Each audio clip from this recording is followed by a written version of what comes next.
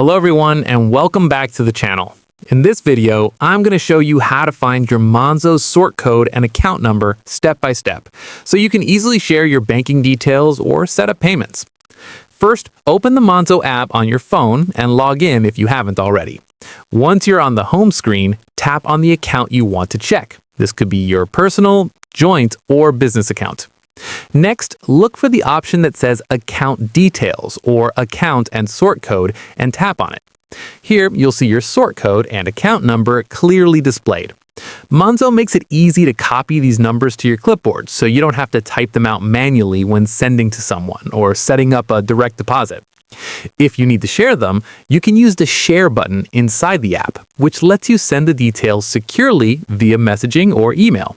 This is handy if you're setting up payments, receiving money from friends, or connecting your account to another service.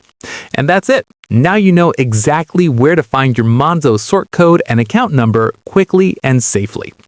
If this video helped you, make sure to like, subscribe, and turn on notifications for more banking tutorials and app tips. Thanks for watching, and I'll see you in the next video.